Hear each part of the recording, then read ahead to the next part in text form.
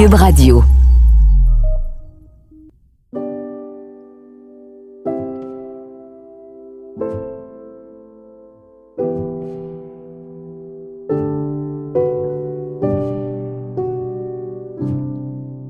Salut, c'est Gabrielle Caron. Vous écoutez J'ai fait un humain. Aujourd'hui, je reçois Joël Legendre, comédien, animateur et accessoirement aussi la voix de beaucoup de comédiens américains dans les versions françaises des films qu'on peut voir au cinéma.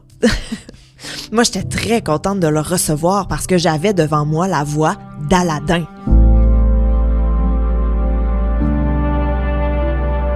J'ai décidé de recevoir Joël aujourd'hui parce que, premièrement, c'est un papa. C'est d'ailleurs le premier papa que je reçois à J'ai fait un humain. Ce que je trouve intéressant dans l'histoire de Joël, c'est qu'il y a deux histoires. Son plus vieux, il l'a adopté en tant que père célibataire. Ses deux plus jeunes, il les a eus alors qu'il était en couple avec Junior, son conjoint des dernières années, mais ils ont eu recours à une mère porteuse. Ce qui m'a beaucoup marqué dans les récits de Joël, c'est son amour. Ça m'a surpris, en fait, quand il en a parlé. Puis j'ai l'impression que ça l'a surpris lui-même quand il m'en a parlé. La force de son lien avec son fils et avec ses filles. C'était tellement beau, c'était tellement sincère, c'était tellement fort. Donc aujourd'hui, c'est sûr que ça sera pas un récit d'accouchement comme tel, mais je pense que ça reste quand même l'histoire de la naissance d'une famille. Puis je trouvais ça important qu'on raconte cette histoire-là aussi.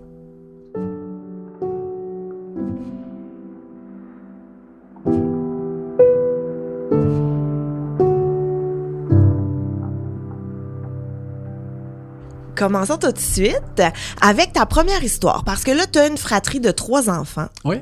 Mais on va commencer avec l'histoire de ton aîné que tu as adopté. Mm-hmm. Alors, c'était l'ouverture de l'adoption pour les parents célibataires. Donc, ça s'était jamais vu en Chine. Donc, le gouvernement a décidé, à un moment donné, d'ouvrir la machine. Donc, les parents célibataires pouvaient. Attends, t'as tout fait ça tout seul? Ben oui, j'ai tout fait ça tout seul, comme un grand. Mais moi, je rêvais à ça depuis des années. Donc, aussitôt que j'ai entendu parler, c'est un de mes amis, son voisin d'en face venait d'adopter en tant que père célibataire et il me raconte ça. Alors, le lendemain, je soupais avec le voisin que je ne connaissais pas pour qu'il me raconte comment ça s'était fait. Ouais. Le surlendemain, j'étais à l'agence Formons une famille et 9 mois après, j'étais parent. Donc, ça s'est fait de façon fulgurante. C'était comme ça à l'époque. Maintenant, c'est beaucoup plus long, beaucoup plus difficile, l'adoption internationale.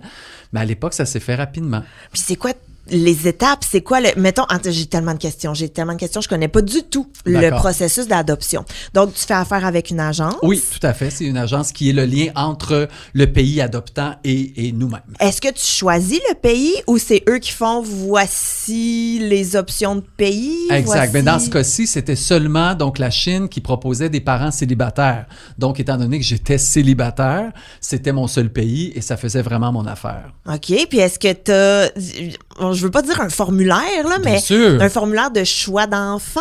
Non, c'est pas de choix d'enfant, mais c'est un formulaire très, très exhaustif où tu dois remplir là, ta vie au complet, t'écris ta vie au complet et tu as aussi une psychosociale qui vient te rencontrer à 4 rencontres, à raison de 4 heures par rencontre. Donc, comme je dis souvent, si tous les parents du monde devaient passer par ce qu'on passe pour adopter, il y aurait des enfants en meilleur état probablement. Parce qu'il analyse vraiment ton côté parental. OK. Comment on analyse ça, un côté parental? Ben, c'est-à-dire que la psychosociale te pose plein de questions, va rencontrer tes amis, va rencontrer tes parents, va venir chez toi, va fouiller dans ta maison, va regarder. Donc, c'est très poussé comme étude. Donc, c'est pas n'importe qui peut adopter. Ah, je suis tellement déçue. J'aurais aimé ça que tu me dises comme à jouer au Lego avec toi pour voir si t'es bon en Lego. Mais tu vois, elle a aussi interrogé, par exemple, mon filleul pour savoir comment j'étais comme parrain. Tu sais, ils font vraiment quand même une belle, grande recherche sur la personne qui va adopter. Okay. Ce qui est bien, qui est parfait dans le fond. Et puis, un coup que t'es approuvé là, par l'agence, t'as choisi ton pays, là, t'es comme sur une liste d'attente de bébés? Exactement. D'après ça, tu es sur une liste d'attente et un jour arrive une photo une proposition de photo. Donc, tu as le droit de refuser la photo. Je peux pas comprendre que tu refuses un enfant, mais il y en a qui le font. Très peu, mais il y en a qui le font. Alors, tu as la photo et là, ben, tu tombes en amour avec la photo. Puis à partir de ce moment-là, ben là, c'est l'attente de savoir quand est-ce que tout un groupe va être formé pour partir ensemble à l'aventure dans le pays choisi. C'était comment quand tu as reçu ta photo? Ah ben là, j'ai juste vu 2 pieds avec des pantoufles, puis je le trouvais déjà beau, j'avais même pas vu la tête. Ça te donne une idée. C'était le plus bel enfant, mais pour vrai, il est encore très beau, mais il était tellement beau petit, la petite bouche en cœur, des petits yeux tristes, on dirait qu'il m'attendait, tu sais. C'est un souvenir exceptionnel, pour vrai, un souvenir très, très précieux pour moi. Fait que c'est à ce moment-là que t'es tombé en amour avec. C'est sûr. Et là, l'attente est difficile parce que chaque jour, tu sais que ton enfant est dans un orphelinat, tu sais qu'il n'y a pas nécessairement l'attention qu'il a besoin. Tu sais, un enfant a besoin d'une attention souvent de 2 parents contre un enfant, mais là, il y avait un orphelinat, je pense qu'il était 900. C'est avec quelques nounous, donc je savais bien qu'il n'y avait pas une attention particulière sur lui. Donc, j'avais hâte d'arriver pour y donner toute l'attention. Mais ça a pris combien de temps? Alors ça a pris à peu près 9 mois. Donc, à partir du moment où j'ai eu la photo, 9 mois plus tard, j'ai eu Lambert. C'est comme si t'étais enceinte? Exactement. Donc, j'ai créé un humain, mais chez nous, tranquille, à attendre.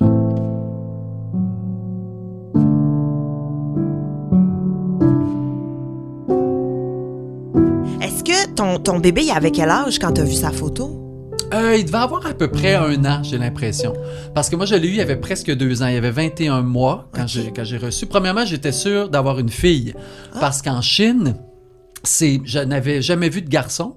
Mais les Chinois, ce qu'ils font, c'est qu'ils donnent, quand t'es parent célibataire, un enfant de même sexe que le parent. Alors, comme je suis un homme, ils m'ont donné un garçon. Une mère célibataire va avoir une fille automatiquement. Et un couple, ben là, peut avoir, en général, c'est toujours des filles qu'ils ont parce qu'il y a beaucoup plus de filles qui sont laissées. Parce que pour les Chinois, le garçon va propager la génétique, va propager le nom, l'histoire, tout ça. Alors, c'est pour ça que les filles sont souvent rejetées en premier, malheureusement. OK, et là, avançons au moment où tu embarques dans l'avion. Pour aller chercher ton fils. Ça, c'est incroyable parce que je demande à ma mère de m'accompagner parce que j'ai beau vouloir être père depuis toujours. Moi, j'ai changé une couche, là, tu sais, je gardais des jumelles quand j'étais jeune dans mon petit village d'enfance, mais depuis, j'avais pas vraiment changé de couche. Et ça, moi, je paniquais. Quand est-ce que tu sais que tu changes une couche? Puis un biberon, tu donnes ça comment? Mais t'avais-tu fait des cours prénataux? Non, il n'y a pas ça en adoption. J'ai aucun cours de rien, mais ma mère est une mère, est une grand-mère et en plus, elle est nounou. Elle fait ça dans la vie. Okay. Encore aujourd'hui, elle s'occupe de jeunes enfants. Fait que je me suis dit, ben c'est en plein elle que ça me prend. Donc, j'ai dit, Mimi, je t'amène avec moi. Donc, elle savait déjà, puis je dis, ensemble, on part, tu sais. Donc, je suis parti avec ma mère dans l'avion. Ce qui est particulier, c'est que tu pars avec rien et tu vas revenir avec un enfant. Ça, c'est comme, c'est le voyage d'une vie. Ma mère dit ça toujours, c'est le voyage d'une vie. C'est vrai que ça l'est. C'est le voyage d'une vie parce que jamais plus je vais revivre ça, mais aussi parce qu'il y a une vie de plus qui va être dans la mienne.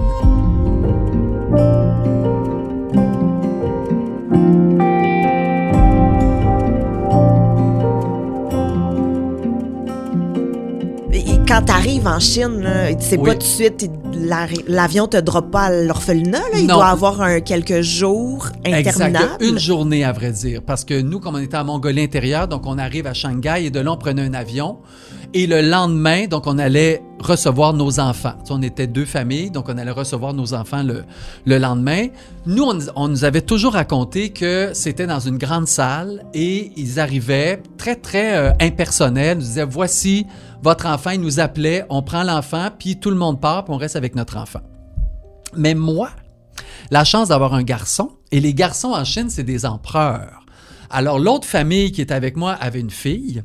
Alors, eux, effectivement, ils sont allés dans une salle, ont donné la fille et ils ont été avec la fille. Merci, bonsoir. Puis c'est parfait. Tu sais, après ça, tranquillement, pas vite, l'enfant s'apprivoise. Mais un enfant, surtout que tu lui donnes de l'amour et à manger, va t'aimer instantanément.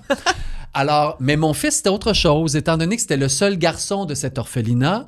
Donc, mon garçon venait avec les 3 nounous et venait avec le directeur et avec un photographe puis une toile rouge pour le poser un peu partout pendant la semaine où il était en Mongolie intérieure. OK. Ça, je m'attendais pas à ça du tout. Fait que t'as comme une délégation qui arrive avec ton fils. J'ai une délégation, exactement, qui vient avec l'empereur de Chine. Et il n'y avait pas juste le titre, il l'avait en lui parce qu'il a été élevé de façon très, très princière. Alors moi, j'ai eu le contraire à faire. Des noms, mon garçon avait jamais connu ça. Non. Alors, c'était des crises et des crises et des crises parce qu'il voulait tout de suite. Puis, tu sais, il fallait que ça marche à sa façon de petit prince. Mais moi, c'est l'affaire que je me suis toujours promis comme parent, jamais j'aurai un enfant roi. Et là, bon, on m'en donnait un, mais il fallait que je le casse. Puis j'avais comme 2 semaines pour le casser avant qu'il arrive au Canada. Donc, Puis comment s'est passée la rencontre, justement? T'es dans ta petite pièce? Là, tu je suis le dans vois ma chambre. vrai, Donc, je suis dans ma chambre d'hôtel parce OK. que c'est eux qui viennent me porter l'empereur dans ma chambre. OK. Donc, ça cogne. Et là, c'est ma mère qui filme. Et là, on retombe 20 ans en arrière. Donc, ma mère c'est elle qui est sur la caméra. Puis là, j'y montre, j'ai tout montré. Mais tu sais, c'est quand même une madame. Puis elle est pas capable de peser sur play puis sur ça. Puis elle comprend rien. Puis là, je dis ça va être notre moment. Là, faut pas que tu... Fait qu'elle est tellement nerveuse de se tromper qu'elle est montée sur une chaise. Là, puis là, la caméra... Mais quand on regarde les vidéos aujourd'hui, c'est mourant parce que tu sens un peu la caméra qui shake. Mais au moins, ça a fonctionné. Oui. Alors, ça cogne, j'ouvre, et c'est là que je savais déjà que ce serait la délégation parce que on a une traductrice qui est là avec nous, et elle m'avait déjà dit qu'il viendra à la chambre, qu'il y aurait, tu sais, les nounous, qu'il y aurait le directeur et tout ça. Donc, ça cogne, et là, tout le monde arrive.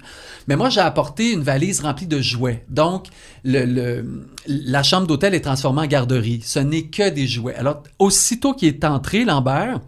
Il y avait des petits souliers vraiment de pauvres, avec on voyait les vis qui sortaient de là, un petit pyjama tout déchiré. Pour vrai, ça faisait pitié. Mais il avait mis du vernis à ongles, il y avait même un petit point rouge sur le front. C'est une tradition de la Mongolie. Et donc, je l'ai vu entrer, il était super mignon, pareil comme sur la photo. Et là, il est entré tranquillement, pas vite. Et bon, la langue, ce n'est parce qu'à presque 2 ans, il comprenait très bien là, ce qu'on lui disait. Alors, tout à coup, c'est une autre langue. Ma mère est blonde, donc une madame blonde, il n'avait jamais vu ça de sa vie. Alors, tu sentais un peu dans ses yeux quelque chose de très... Une hésitation? Oui, une hésitation. Il avait des petits yeux apeurés un peu, là. Mais la chance qu'on a eue, c'est que les nounous n'ont pas quitté. Donc, les nounous ont été avec nous pendant un bon 2-3 heures. Et à un moment donné, quand ils ont senti que là, Lambert était dans mes bras, qu'on jouait ensemble, ben là, elles ont quitté, puis le directeur aussi, puis le photographe aussi, puis toute la gang a quitté. Mais Lambert était déjà habitué à moi et à ma mère.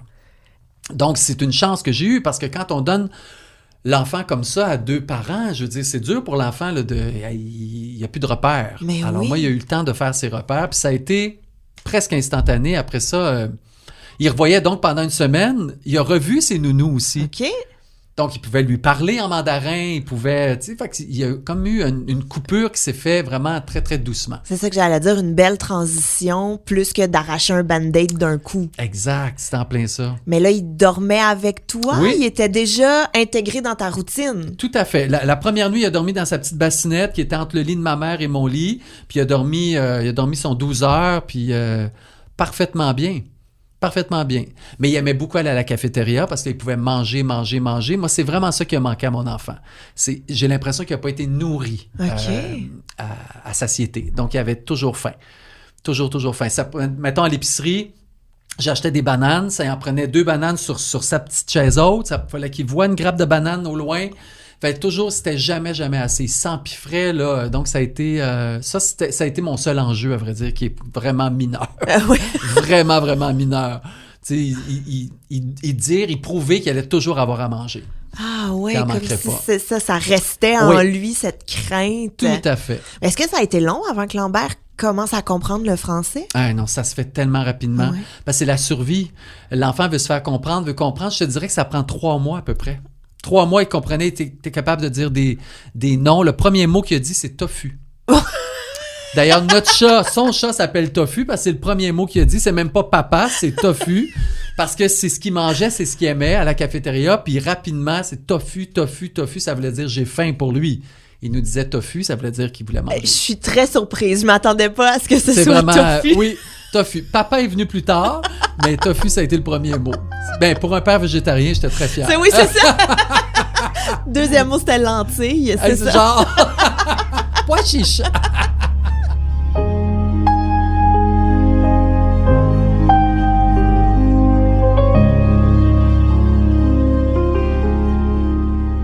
Vous faites une semaine en Chine et vous Oui. revenez. Oui, on revient. Donc, quand on revient, c'est un long voyage, mais tous les enfants sont là, puis tous les enfants se sont connus pendant la dernière semaine. Donc, c'est comme un peu un party dans l'avion. Et je plains les gens qui revenaient de Chine vers le Canada, puis eux n'avaient pas adopté, parce que là, il y avait une douzaine d'enfants qui se promenaient dans les allées, qui pleuraient, qui, tu sais, moi, mon enfant avait presque 2 ans, mais la plupart avaient comme 6 mois, 7 mois, donc, tu sais, c'est des enfants qui sont plus petits.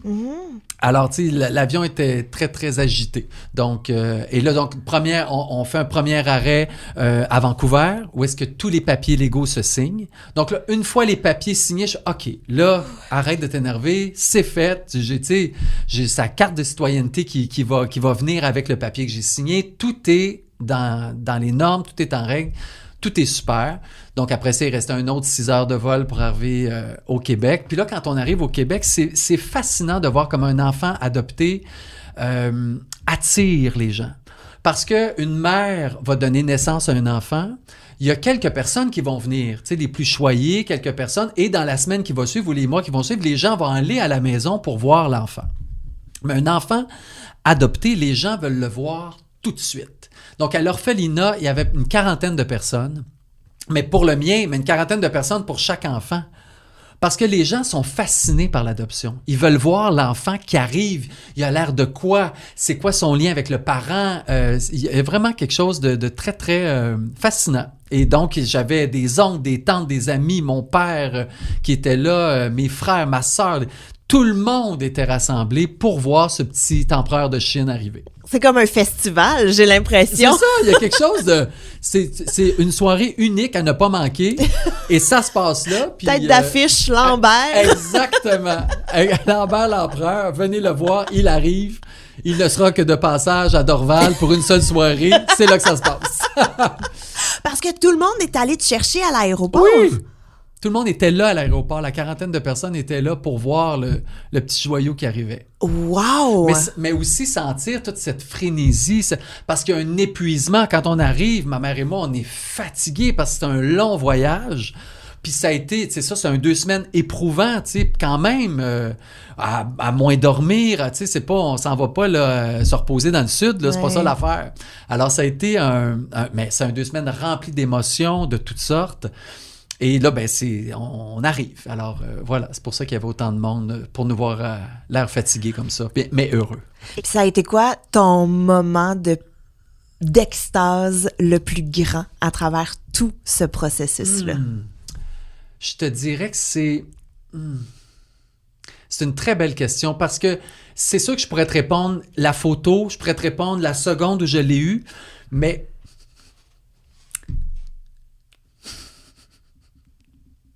ça me touche parce que j'ai jamais repensé à ce moment-là, mais je suis avec ma mère, on est dans l'ascenseur, il y a un miroir et je suis face au miroir avec ma mère et mon fils me fait une grimace dans le miroir. Ça fait peut-être 3 jours que je l'ai dans ma vie. Alors, il est assis dans sa poussette, il me regarde et me fait une grimace. Et ça, j'ai trouvé ça, mais j'ai dit, ça y est, là, c'est mon enfant. Il est capable de rire avec moi. Puis il se sent pas menacé par moi. Puis ça accueilli par moi puis par ma mère.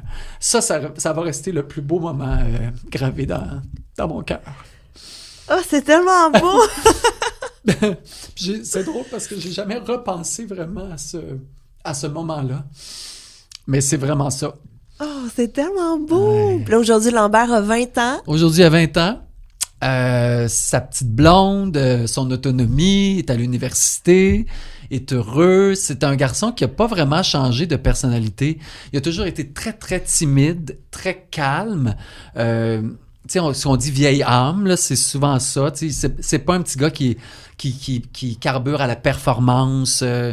C'est pas un petit gars qui veut être nécessairement aimé de tout le monde. Tu sais, il est très, très, très différent de ce que moi je suis, à vrai dire. Moi, je suis, tu sais, j'ai besoin de performance, j'ai besoin d'être aimé, Lui, il a pas besoin de tout ça. Alors, c'est beau de voir aussi tout l'aspect timide qu'il avait, ça, j'ai quand même essayé de le casser un peu parce que dans la vie, je pense que tu as besoin d'être capable de te présenter. Tu sais, très jeune, j'ai fait prendre des cours de théâtre Pas parce que je suis comédien, puis pas parce que je voulais qu'il soit comédien. C'est un métier tellement difficile, je voulais pas qu'il fasse ça, mais je voulais que sa personnalité s'améliore.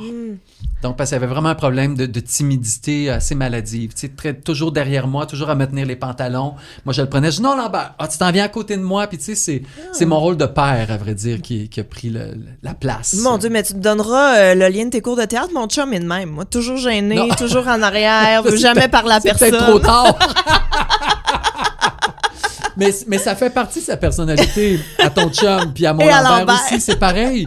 Il va garder ça toute sa vie, mais au moins, il faut qu'il se prépare. Tu sais, je le pratique quand il y a des entrevues, quand il y a des exposés oraux. Il faut que je le pratique parce que c'est dur pour lui.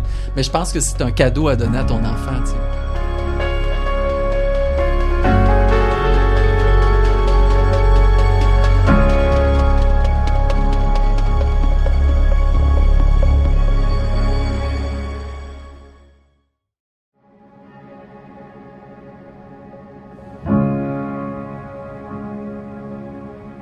Mais là, tu me disais que Lambert a 20 ans et tu as eu d'autres enfants Bien après sûr. Lambert. Bien sûr. Comment s'est manifesté ton, je vais dire, deuxième désir de paternité?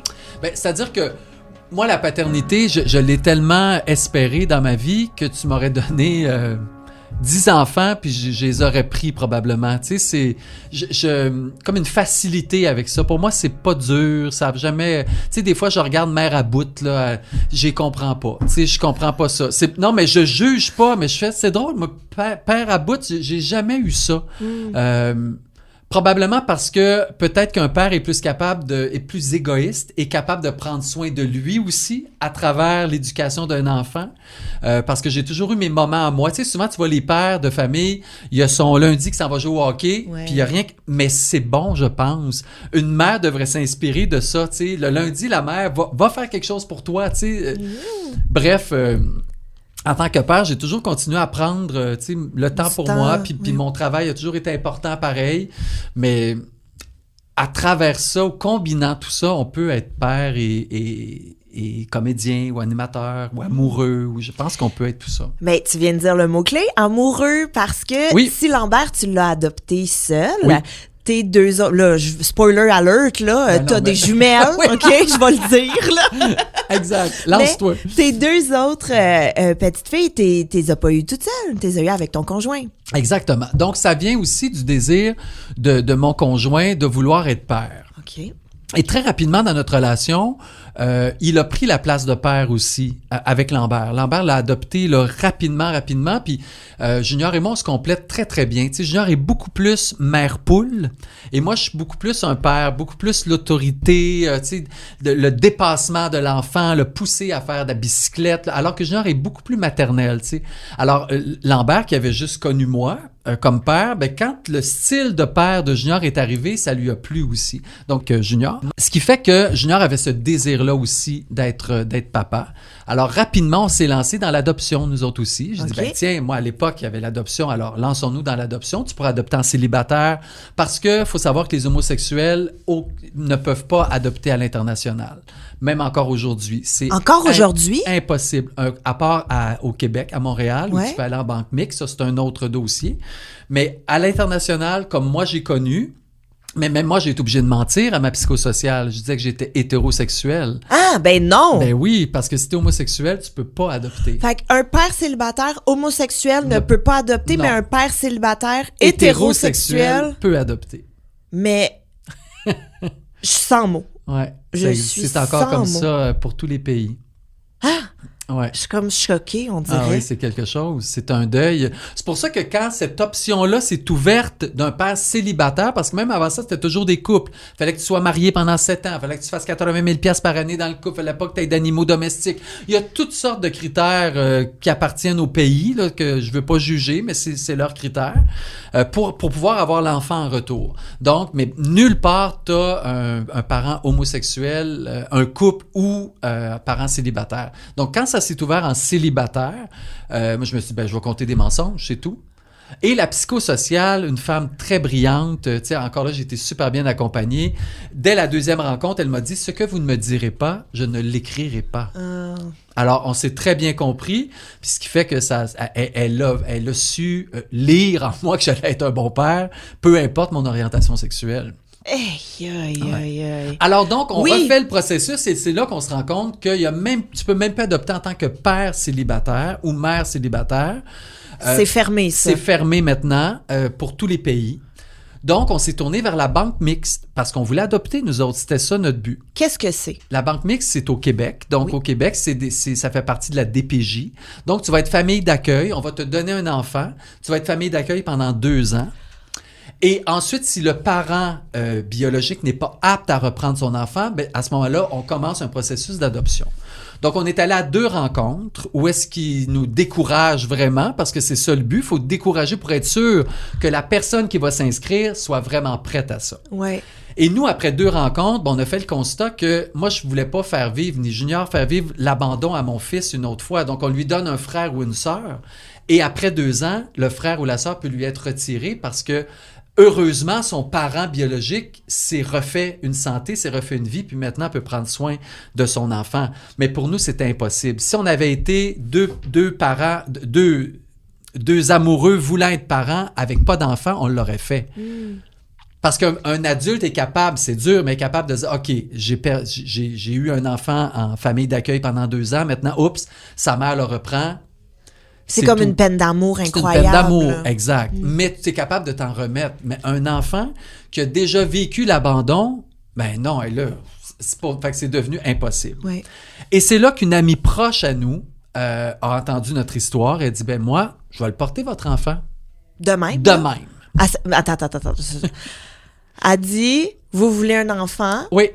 J'ai un utérus. Oui, moi j'ai déjà 2 enfants, je suis divorcé, je veux pas d'autres enfants. Mais moi, j'accouche, je porte des enfants facilement, j'accouche ça en 20 minutes. Alors pour moi, c'est facile et j'ai envie de le faire pour vous. Alors voilà. Donc on est resté sans mots. Comme moi en ce moment. Exact. Mais t'es vraiment sérieuse, t'es sûre, ça va accaparer ton travail. Tu sais, c'est sûr qu'on va t'aider, on va t'accompagner là-dedans. Ma mère est là, j'ai une garderie, ma mère va s'occuper de la garderie, ayez pas peur, tout est super. La seule affaire que je vous demande, c'est que je veux pas qu'on implante 2 ovules à la fois parce que je veux pas porter de jumeaux. C'est la seule affaire que je vous demande. J'ai quand même, tu sais, elle était quand même un certain âge, puis elle dit là, ça va être trop des jumeaux, il y a des complications, ça va trop me stresser. Fait que je veux vous porter un enfant, c'est ma seule condition. Parfait, pas de problème. Alors c'est là qu'on commence. Oui. J'ai tant de questions. Voici. J'ai tant de questions. Premièrement, cette femme-là, c'était une amie. C'est une amie à Junior, mais que je connaissais très bien aussi. Mais c'est d'abord une amie à mon conjoint. OK. Et là, quand on se met d'accord, là, je vais être votre mère porteuse. Oui. Est-ce qu'il faut signer des papiers? Il n'y a rien à signer, il n'y a rien parce que c'est pas légalisé ici au Québec. On n'a pas le droit de faire ça. C'est pas qu'on n'a pas le droit, c'est que sur le baptistère de l'enfant, sur son acte civil, le nom, ça va être la mère, ça va être son nom à elle. OK. Jusqu'à temps qu'on fasse un processus, qu'on aille en cours pour changer, pour que, par exemple, Junior était le père de cet enfant-là qu'on allait avoir, elle devenait la mère, et moi, j'allais faire tout le processus pour adopter cet enfant-là. Mais on s'est dit, par le fait même, Junior fera tout le processus pour adopter Lambert aussi. Oui. Donc, on fera ce processus-là qui est quand même assez ardu, assez long, mais on le fera une fois qu'on aura l'enfant. Bon, on fera tout le processus pour adopter. Chacun, on adoptera notre enfant, puis ce sera parfait. On sera une famille normale après ça. Donc, juste une petite poignée de main au souper, on exact. fait ça. That's it.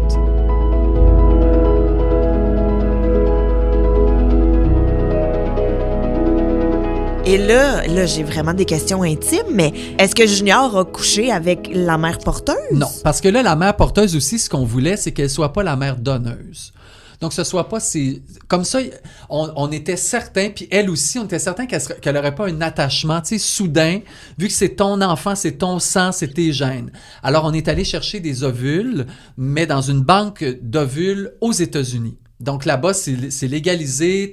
C'est un site où est-ce que tu regardes des photos. C'est très malaisant. C'est comme si un peu tu choisissais une voiture. C'est très, très malaisant.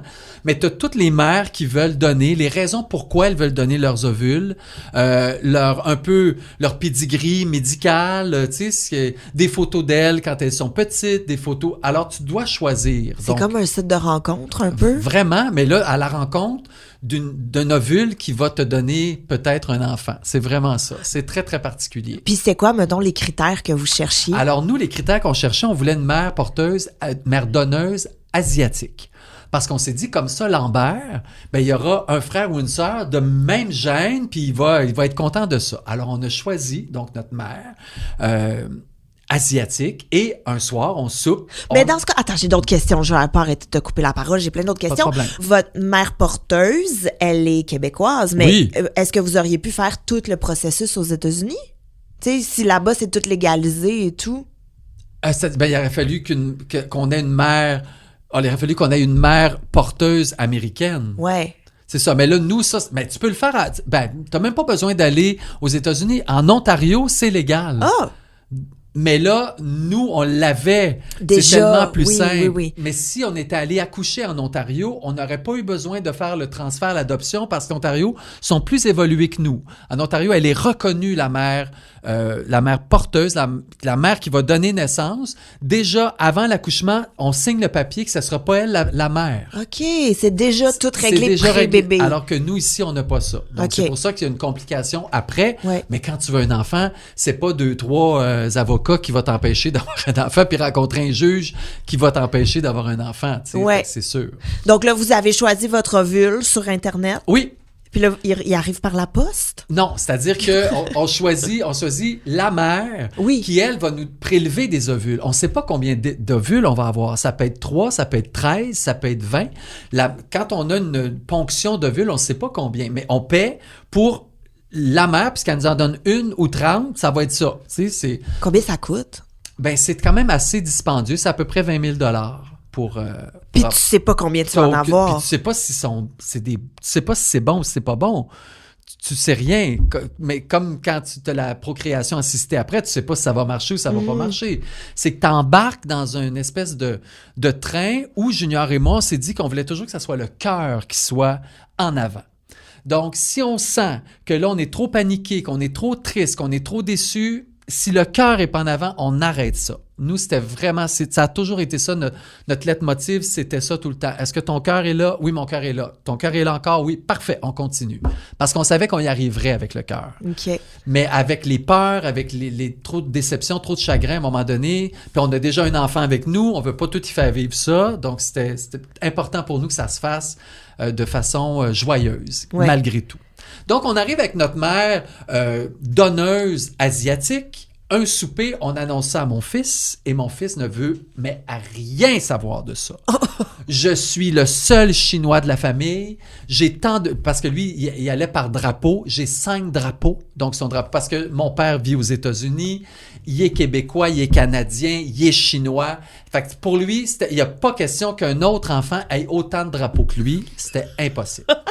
Puis il avait quel âge, Lambert? Ben, il avait 10 ans. OK. Alors, nous autres, on est restés complètement estomacés. Une chance qu'on n'avait pas pesé sur Acheter, réserver, sur ouais, acheter. Parce que nous autres, on dit, on faisait ça pour toi. Non, vraiment fâché de ça. N'importe quelle nationalité, mais pas chinoise. Fait que c'était clair. Puis on était content d'y en avoir parlé parce qu'il fait partie de la famille aussi. Puis c'est lui qui va avoir un frère, une sœur ou des frères, des sœurs, comme l'histoire va le dire plus tard. Alors, on est retourné faire nos devoirs, mais là, on était incapable de choisir. C'est trop difficile. Alors, c'est vraiment bizarre, mais chacun de notre côté, on s'est dit, OK, on choisit notre top 3, chacun de notre bord, puis on verra bien. Mais il y a des centaines et des centaines de femmes. Mais moi, je suis allé beaucoup par les critères. Pourquoi est-ce que la mère voulait donner? C'est quoi le genre de raison? Ben, c'est beaucoup parce que moi, j'ai eu la chance d'avoir 2 enfants magnifiques. Je suis encore jeune. J'ai envie de redonner, j'ai envie de voir une famille s'épanouir. C'est précieux avoir des enfants. Donc, tu sais, c'est vraiment ce genre de message-là qui m'a accroché. Je regardais aussi au niveau de la santé. Tu sais, c'était quelqu'un qui était en santé, mais le physique, pour moi, m'importait vraiment peu. Parce que déjà, j'avais eu l'expérience d'avoir un enfant qui ne me ressemblait pas. Et où est-ce que chaque fois que j'allais voir mon père aux États-Unis, tout le monde m'arrêtait pour me dire « Ah, mon Dieu, la mère est asiatique, mais c'est vous le père, il vous ressemble tellement. » Il y a toutes vos manies, il y a toutes vos... Tu sais, le mimétisme, les mimiques, ouais. il est pareil comme vous, mais on le voit, là, sa mère doit être asiatique. Puis je dis, oui, en effet, sa mère est asiatique. Je vous mentirai pas. Fait que je savais que la ressemblance ou avoir le sang d'un enfant, pour moi, même chaque fois que les gens disaient, oh mon Dieu, il est adopté, ça me faisait toujours quelque chose. Parce que dans ma tête, c'était moi qui l'avais fait, cet enfant-là. Oui. J'avais fait cet humain-là. Parce qu'on est... c'est le... Tu sais, tous ceux qui s'acharnent à avoir un enfant de leur sang, je peux comprendre parce que c'est vrai qu'il y a probablement quelque chose de valorisant là-dedans, mais quand tu as touché, quand tu as goûté à l'adoption, puis de voir qu'il soit de ton sang ou non, fait de lui pareil, ton enfant à part entière, c'est tellement magnifique. Mais c'est un appel, l'adoption. Je le dis toujours, c'est pas tout le monde qui est fait pour adopter, c'est un appel. Alors, je comprends très bien qu'un couple qui a essayé pendant des années d'avoir un enfant, puis que tu lui dis, ben oui, mais adopter... Non, faut que tu aies l'appel de ça. Puis si tu n'as pas l'appel et tu le fais, c'est là que ça peut mal tourner. Ouais. Je pense vraiment qu'il faut s'écouter, puis il y a des gens qui sont pas faits pour adopter, qui n'ont pas cet appel-là, et c'est parfait comme ça. Mais moi, j'ai cet appel-là depuis que je suis tout petit. J'étais sûr que j'allais avoir un enfant d'une autre ethnie que la mienne. C'était dans mes gènes. Donc là, le choix... Donc on a choisi chacun 3 de notre bar et on arrive et des 3, il y en a une qu'on a choisie qui est la même. Donc c'est parce qu'on était fascinés par l'histoire qu'elle nous a écrite. Et donc, exactement. Donc, on décide de prendre celle-là. Et donc, quelques mois plus tard, on reçoit la clinique OVO, reçoit les ovules de cette mère. Et après ça, ben nous, chacun de notre côté, on fait notre petit travail pour joindre à ça les spermatozoïdes. Vous avez mélangé, vous avez fait chacun un don? La science, exactement, on fait chacun un don, puis la science fera ce qu'elle voudra. Et nous, on n'a jamais voulu savoir qui était le père. Parce que, OK, vous donnez, oui, là, j'arrive avec mes questions, mais vous avez les ovules de la madame. Oui. Et là, vous faites chacun un don de sperme. Oui. Et vous avez dit à la clinique OVO... Au plus fort la poche. Que le plus fort l'emporte. Fait qu'eux, ils font quoi? Ils font des combats de sperme? Je comprends pas. Exactement. Ben, ils analysent toutes les spermatozoïdes, comme ils analysent toutes les ovules aussi. Tout est analysé. Hey, attends, on est dans la science, là, 3.0, là, c'est très, très avancé. Alors, ils vont prendre le meilleur ovule avec le meilleur sperme. Faut que ça fasse, t'as bébé A, B ou C. Si c'est A, ça veut dire que c'est très performant. Si c'est B, ça peut marcher. Si c'est C, ça va être en dernier recours. Et il y a des ovules qui sont reçus qui seront même pas bonnes. Utilisés. Ben non, ça sera même pas bon. Fait que là, ils font ça dans le laboratoire, ils prennent l'ovule, ils prennent un sperme anonyme. Exact. Et tu sais pas. À ce jour, tu sais pas. On ne sait toujours pas. Ah ouais? On a de très fortes idées maintenant parce que tu sais, t'as des génétiques qui sont là, mais aux filles, jamais on l'a dit. Si un jour les filles veulent le savoir, ben là, on ira investiguer puis on ira chercher c'est le sperme de qui. Mais nous, c'était dans tous les documents, c'était toujours masqué. Bon, on voulait pas savoir c'est de qui. Ouais. Donc, ils ont pris le plus fort spermatozoïde. Avec le meilleur ovule. Exactement. Ils ont mis ça ensemble. Et puis là, ben là, tu pries pour que ça fonctionne, mais c'est sûr que nous, ça n'a pas fonctionné comme beaucoup de couples, ça n'a pas fonctionné du premier coup. Okay. Alors, ça a été comme plusieurs essais, puis c'est là qu'on se redisait toujours, est-ce qu'on est prêt à continuer? Puis la mère porteuse aussi. Toi, est-ce que tu es prête à continuer? Parce que c'est une batterie de tests à chaque fois.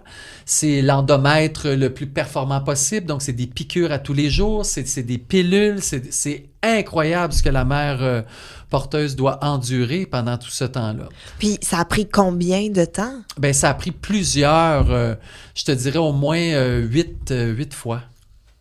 8 fois? Ouais. Et à chaque fois, vous avez refait les processus? C'est tout à recommencer. Pour le nombre d'ovules qu'on avait, déjà mixés avec un sperme qui était de qualité.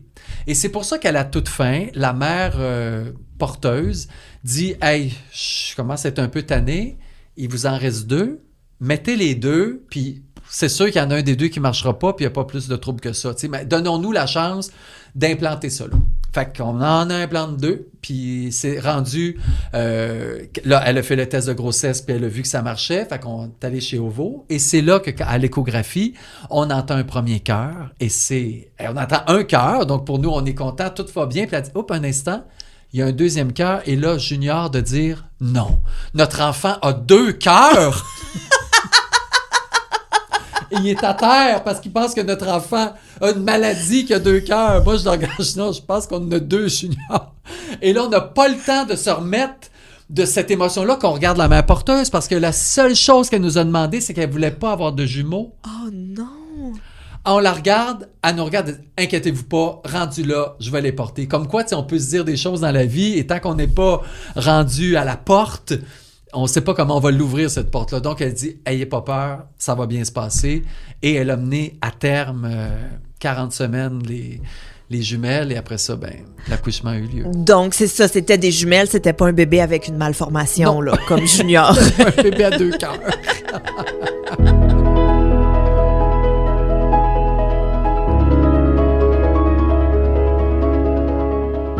Bon, votre mère porteuse est enceinte. Est-ce que vous êtes impliqué dans le dans la grossesse? C'était quoi votre relation, en fait? Alors, c'est vraiment super. Mais encore à ce jour, puis moi, j'ai jamais rien caché à mon fils et on n'a jamais rien caché à nos filles. Donc, les filles savent qui les a portées. OK. Savent qu'ils ont eu que leur gène vient d'une banque aux États-Unis. Ils sont au courant de tout. Puis plus un enfant est au courant, moins il s'en fait avec ça. Donc, quand la mère porteuse vient à leur fête ou vient les visiter, tout ça, c'est normal. C'est normal. On l'appelle marraine, puis c'est leur marraine, puis c'est parfait comme ça. Puis c'est très étrange parce que toute petite, quand elle venait faire un tour, aussitôt qu'elle se mettait à parler, les 2 filles, là, mais genre à 6 mois, 7 mois, là, étaient agitées, là, les bras dans les airs. Là, ils reconnaissaient la voix de la mère qu'ils avaient portée. C'est magnifique. Puis elle est toujours restée dans votre vie? Dans notre vie, toujours, encore à ce jour. Wow. On est très près d'elle. Ah ouais? Parce que c'est un cadeau fabuleux, inestimable, inexplicable même. Encore à ce jour, comment elle a fait cette femme-là avec déjà 2 enfants, avec un travail, être enceinte, puis une fois accoucher les bébés, cette douleur-là pour les donner à... Mon Dieu, quelle grandeur d'âme incroyable. Mais là, vous avez vécu donc la grossesse avec elle, oui. Et tu as mentionné l'accouchement. Vous étiez sûrement présent. Bien sûr qu'on était présent. Comment ça s'est passé? Parce qu'elle devait être stand-by. Des jumelles, ça peut arriver plus tôt, en plus. Exactement. Donc, stand-by très longtemps, mais... Habitiez-vous avec elle? Non, pas du tout. Non, elle habitait chez elle. Puis, mais vous habitez proche, j'imagine. Oui, quand même. Oui, on habitait quand même assez proche. Être capable de... On se visitait quand on avait envie. C'était simple. Là. Et elle, en cachette, ce qu'elle ne nous disait pas, c'est que toutes les semaines, elle prenait des photos de son ventre qu'elle nous a remises à la fin, ces photos-là. C'était tellement extraordinaire. Donc, chaque semaine, on a vu l'évolution. Tu sais, on peut montrer ça aux filles aussi, qui est magnifique. Alors, donc, on allait souvent, quand ça nous tentait, elle nous appelait, on y allait, elle venait, c'est pas... Donc, on a vraiment vécu ça, on mettait la main, ses enfants à elle aussi, et, ça a été tout un apprentissage pour les enfants, parce que les enfants voulaient pas de cet enfant-là, c'est très étrange, ils voulaient pas d'un frère ou d'une sœur, fait qu'ils disaient toujours sur maman, ça c'est pour... c'est pas à nous, là. C'est pas à nous, là. Non, c'est pour Junior puis Joël, c'est pas... Fait quand on arrivait, les enfants étaient toujours contents, puis ils disaient, mets ta main dessus, puis écoute-là, c'est ton bébé, c'est ton bébé. Oui, changez pas d'idée, là. Non, exact. C'est vraiment le fun. Puis même la mère porteuse nous a fait signer un papier pour s'il y avait quelque chose à Junior et moi qu'elle ne voulait pas être prise avec ces enfants-là. Parce que ça aussi, on pense souvent que la mère porteuse, va tellement être aimante pour ses enfants qu'elle a portés, mais pas toujours. Nous, c'était une mission de vie qu'elle s'était donnée, puis sa mission, c'était pas d'être mère à nouveau. Sa mission, c'était de donner des enfants à un couple qui en voulait. Puis ça, c'est comme une facette qu'on voit moins aussi, oui. Mais qui existe. Donc, vous aviez votre entente de s'il m'arrive quelque chose, si vous arrive quelque chose... On avait trouvé des tuteurs, on avait trouvé déjà quelqu'un, oui, des parents qui prendraient ces enfants-là. Et là, comment s'est passé l'accouchement? Vous deviez être tellement sénère, tout le monde. Vraiment, ben oui, on est arrivé donc la journée où elle devait accoucher. Puis là, comme tous les accouchements, ça a été un peu long, tout ça. Alors moi, je me dis, je vais aller, il manquait des trucs, je vais aller acheter des trucs au dépanneur pas loin du... Fait que je pars, et c'est pendant que je pars que là, les contractions commencent. Fait que Junior essayait de m'appeler, mais moi, j'avais laissé mon cellulaire dans la voiture, en parent énervé, tout ça. Alors, je rentre dans la voiture avec ce que j'avais besoin, je me rappelle plus, et là, je vois genre 52 messages de Junior, je fais « Oh, tabarnouche! » Je vois le dernier, arrive. Fait qu'elle se retenait. Ben non! Ben oui, parce qu'elle voulait que j'assiste à l'accouchement, puis ça s'est déclenché, là, tu sais, genre en 20 minutes, comme ses autres enfants. Et je suis arrivé juste à temps, je suis stationné, là, tout croche. Je me dis que la police m'arrête, les ambulances, il n'y a rien qui va m'empêcher d'assister. Puis quand je suis arrivé, ben, ils ont déclenché tout ça, puis même pas une heure après, on avait les filles. Et ça s'est fait rapidement, mais c'est beau à voir parce qu'on avait 2 enfants, on est 2 parents. Donc Junior s'est dit, tu t'occupes de la première. Comme ça, moi, je peux rester avec la mère porteuse qui est mon amie, puis je vais pouvoir rester avec elle pour le deuxième bébé, parce que c'est quand même très impressionnant. Tu as un premier bébé qui sort et une autre équipe de médecins qui arrive pour le deuxième enfant. C'est pas la même équipe qui va s'occuper du deuxième enfant, ce que je ne savais pas. Donc, le bébé arrive, on coupe le cordon, je m'en vais avec le médecin, et là, il y a un autre médecin, d'autres infirmières qui rentrent pour le deuxième enfant, pour recommencer ça comme mais oui, mais à nouveau. Souvent, avec les jumeaux, c'est qu'il peut avoir un danger de césarienne, en fait. C'est clair. Parce qu'il y a comme 10 minutes là, pour sortir le deuxième, là, parce que sinon, il peut manquer d'air. Et, alors, très rapidement, l'autre équipe est arrivée, puis 10 minutes plus tard, Marion était là. Et donc, Junior a pu aussi s'occuper ensuite de Marion et de son ami. Mais pendant que là, je vais vraiment dans les détails physiques et tout, parce que c'est vraiment quelque chose qui m'impressionne, mais la mère porteuse, donc, est en train de pousser. Oui. Êtes-vous à côté d'elle? Souvent, dans les récits, on entend les papas qui tiennent les jambes, qui épongent non, elle voulait front. rien de ça. Elle voulait qu'on soit des spectateurs puis qu'on regarde la tête arriver. Elle dit, moi, je suis capable de m'occuper de seule. Prenez pas soin de moi. J'accouche facilement. C'est pas si difficile que ça pour moi. Occupez-vous de vos enfants qui vont arriver. Donc, vous êtes par-dessus l'épaule du médecin. Exact. Puis vous voyez tous vos bébés arriver, la petite tête qui exact. sort. Exact. Puis un iPad qui filme tout ça. Parce qu'on veut tout. C'est plus ta mère qui filme. Non, là, c'est plus ma mère. Ça, c'est une tablette qui est là, bien plantée sur un pied, puis qui filme bien comme il faut. Est-ce que vous avez fait du pot à pot avec les bébés? Oui, on a fait du pot à pot. Tout de suite après que je l'ai montré, une fois que c'est nettoyé, tout ça, on fait du pot à pot. Chacun, on était dans notre chaise berçante. Puis, Et qu'est-ce que tu t'es dit à ce moment précis, là, quand vous étiez chacun dans votre chaise berçante, chacun avec votre bébé? Tu sais, vous avez dû échanger un regard, là, de... c'est un regard de « wow, quelle aventure qui commence ». C'est vraiment ça. Puis moi, j'avais 48 ans, donc quand j'ai eu les jumelles, et j'avais ce souci-là de « oh my God, je suis vieux pour avoir des petits bébés ». Content, parce que j'ai toujours rêvé, puis je comprends que ça a été plus long pour moi parce que j'étais pas hétérosexuel, donc mais tellement reconnaissant d'avoir 3 enfants. Ça, c'est... Encore à ce jour, je peux pas m'imaginer que j'ai 3 enfants. Et c'est mon père le plus drôle parce que un jour, on est tout le monde à Noël, mes frères, ma sœur, et mon père dit « Hey, je pense à quelque chose. » J'aurais jamais pensé ça, que c'est mon fils gay qui m'aurait donné le plus de petits-enfants. Parce que ma sœur en a 2, puis mes frères ont chacun un enfant, donc moi, j'en ai 3. Puis il dit ça, et là, ça a été l'éclat de rire dans la maison, puis, mais c'est vrai que c'est touchant de voir quand t'es... quand t'as une idée en tête, mais une idée qui est belle, comment il n'y a rien qui va t'empêcher d'arriver à ton idée. Puis moi, je ne savais pas que j'avais cette force-là. Petit, souvent, on me considérait faible, malade, tu sais, j'étais un enfant différent, tu sais, dans le cours d'école, j'étais toujours celui qui était tabassé, fait que j'avais pas associé ma personnalité à de la force. Mais avec ces 2 jumelles-là, justement, ce regard-là avec Junior, avec nos 2 enfants, avec Lambert qui était là aussi, qui a assisté après, aussitôt que les enfants sont arrivés, il est arrivé avec ma mère. Et là, je me disais, wow, hey, si ça, c'est pas de la force, je me demande ce que c'est.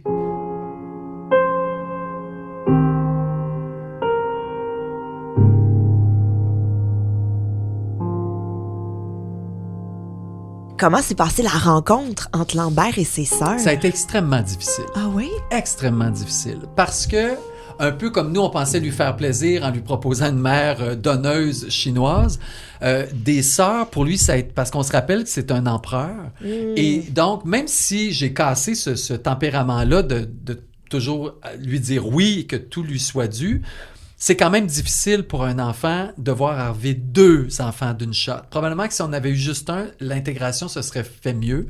Donc, Lambert ignorait complètement les jumelles. C'est comme si elles n'existaient pas. Alors, qu'elle pleure, qu'elle rit, qu'elle... Ben, tu sais, il y a une petite phase d'amour qui a duré peut-être 1 mois, mais après ça, quand il a senti que ses 2 papas étaient toujours occupés, Puis il avait tout à fait raison. On a décidé d'aller consulter. On a rencontré une psychologue pour essayer d'intégrer Lambert aux jumelles. Et la psychologue, c'est extraordinaire ce qu'elle nous a répondu parce qu'après 15 minutes de consultation, Lambert était là, les jumelles aussi, étaient très, très jeunes. Elle dit, mais je comprends, Junior, depuis que vous êtes avec moi, ça fait 15 minutes, vous avez eu aucun temps, ni pour lui, ni pour moi. Vous êtes les deux avec vos enfants, tout le temps. Mais c'est pas de notre faute, c'est pas de la faute à personne, mais des jumeaux, ça prend 2 parents. Tout le temps. Fait que Lambert, c'est bien, oui, Lambert, fais tes affaires. Tu sais, on n'avait pas le temps, pas parce qu'on voulait. Donc, à partir de ce moment-là, on l'a intégré dans la routine et tout a super bien été. Puis aujourd'hui, c'est le meilleur des grands frères. Et même souvent, Junior et moi, on n'arrive pas à vouloir quelque chose des jumelles, on passe par Lambert. Lambert a une façon de communiquer avec ses sœurs. Et les sœurs répondent à ses commentaires bien plus qu'aux nôtres. Donc, c'est maintenant un allié. Et Lambert, c'est l'idole des filles. Oui, Lambert, là, il le voit à l'université. Fait que là, les deux veulent aller à l'université. Ben, tu sais, c'est un modèle tellement positif pour elle. C'est beau. Tu me parlais, quand tu es revenu de l'aéroport avec Lambert, qu'il y avait un comité d'accueil de 40 personnes qui vous attendaient. Oui. Mais quand tu es revenu chez toi avec les jumelles, est-ce qu'il y avait autant de monde? Je te dirais que un enfant en adoption et des jumeaux, c'est 2 choses qui sont très, très attirantes pour les gens. Alors, on a eu un même comité, c'est-à-dire que ça s'est passé dans la semaine et on était épuisés parce que 2 enfants, mais tout le monde voulait venir voir les jumelles. Tout le monde veut venir voir si elles se ressemblent, s'ils sont pareils, s'il y en a une qui est plus grosse que l'autre. Fait que c'était sans arrêt. Donc, je ne l'ai pas eu de façon légère, mes arrivées d'enfants. Si j'avais eu juste un enfant, je suis convaincu que ça aurait été vraiment plus simple que ça. Mais là, tous les amis, tous ceux qui étaient à l'aéroport il y a 12 ans, voulaient tous venir voir les jumelles.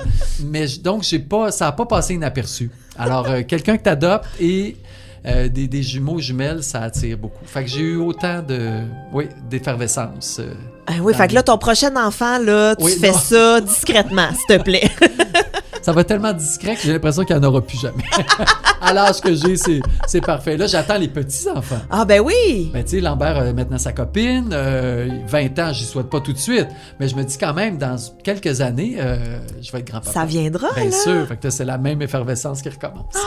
Ah, puis c'est sûr que tu vas être un grand-papa gâteau, en plus. Oui, là, je pense que je vais être moins sévère que je suis avec mes enfants. Ben moi, c'est le même chez nous. En ce moment, ma mère, elle laisse mes enfants faire des trucs que je suis comme, voyons, maman, tu nous as jamais permis ça. C'est épouvantable. Mais c'était écœurant. Même nos mères qui nous reprochent, Joël, t'es un peu sévère avec... Pardon, tu me lavais la langue avec du savon. Je fais juste y dire que c'est pas correct qu'elle monte dans sa chambre 10 minutes. Wow! Wow! Mets-moi être pareil.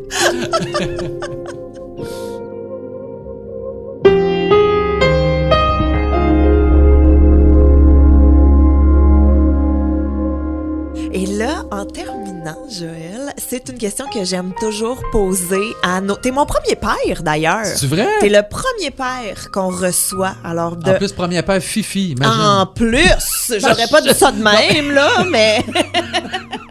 Essaye d'accoter ça. Mais c'est une question que j'aime toujours poser, en fait, à mes invités. Qu'est-ce que tu aimerais dire aux futurs parents qui nous écoutent ou à ceux peut-être qui ont un petit bébé naissant à la maison? Qu'est-ce que tu aimerais leur dire? Ben, leur dire que c'est la plus belle chose. Pour vrai, à vrai dire, je vais passer un commentaire de ma mère qui est tellement simple, mais tu sais, qui est un vrai commentaire de maman. Quand j'ai eu Lambert, elle m'a dit, tu sais, maintenant, tu vas toujours savoir pourquoi tu travailles. Pourquoi tu veux être en santé? Pourquoi tu veux bien t'alimenter? Parce que tu veux voir ton enfant le plus longtemps possible.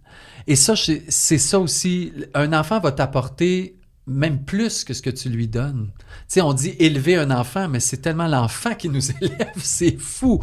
Comment moi, j'ai changé depuis que j'ai des enfants dans ma vie. Et j'aurais pas été la même personne sans enfants. Encore là, je respecte beaucoup les gens qui ne veulent pas d'enfants. Je trouve ça beau d'être capable de le dire. Mais ça revient beaucoup à ce que tu disais avec l'adoption, je trouve. Oui, l'adoption, c'est un appel, mais avoir des enfants, c'est un appel aussi. Puis on devrait jamais avoir cette pression-là d'être parent, parce qu'il faut que ça soit un appel. Parce que si l'appel n'est pas là, c'est lourd. Ouais. Mais si l'appel est là, c'est lourd, mais tu sais que, hop, une journée est lourde, mais le lendemain, ça va être plus léger, ou le soir en te couchant, ou un « je t'aime, papa », ou un petit mot décrit par ton enfant rempli de fautes. Tout à coup, ça vient Ça vient tout enlever, toute la lourdeur qui était présente. Tu sais, il y a vraiment quelque chose de... Pour moi, ma vie n'aurait pas été possible sans enfant. Alors, j'ai une vie rêvée à cause de mes enfants. Merci beaucoup, Joël. Merci.